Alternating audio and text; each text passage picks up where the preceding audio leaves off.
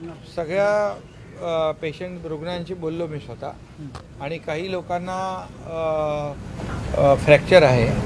आणि त्यांचं ऑपरेशन देखील काही लोकांचं उद्या ठेवलेलं आहे. त्यामुळे डॉक्टरांना देखील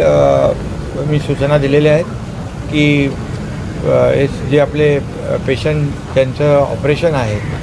जे फ्रॅक्चर आहेत त्यांच्यावर तात्काळ उद्या त्यांचं ऑपरेशन होईल आणि काही लोकांचं थोडंसं ते प्रिपरेशन करून त्यांना थोडं काही स्वेलिंग आहे काही लोकांना, त्यामुळे 3-4 दिवसांनंतर काही लोकांचे ऑपरेशन होतील. पण सगळे अंडर कंट्रोल आहेत आणि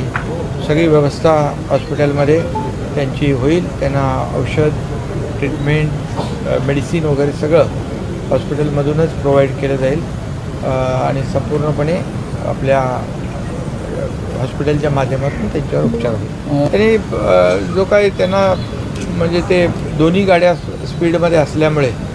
आणि बाहेर काही लोक उभे असल्यामुळे आणि त्यामुळे ते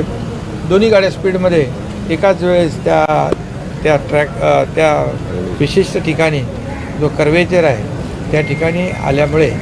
हा अपघात झाला असं ते सांगतायत जे पेशंट आहेत ते. पण आता खऱ्या अर्थाने मी जेव्हा रेल्वे मंत्र्यांशी अश्विनी वैष्णव साहेबांशी बोललो,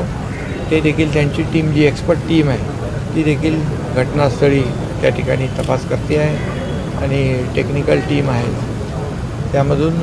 जे काही अपघाताचं जे कारण आहे समोर येईल आणि पुन्हा अशा प्रकारचे अपघात होऊ नये याची काळजी रेल्वे मंत्रालय घेईल अशा प्रकारची चर्चा माननीय रेल्वे मंत्र्यांची झाली आणि त्यांनी मगाशी मी सांगितलं की पुढे देखील भविष्यामध्ये ट्रेन्स वाढवणं, त्याचबरोबर जे ऑटोमेटेड डोर आहे ते स्वयंचलित दरवाजे यावर देखील त्यांचं काम सुरू आहे आणि जास्तीत जास्त या मुंबईतल्या ज्या लोकल ट्रेन्स आहेत त्याच्यावर रेल्वे मंत्रालय काम करत आहे.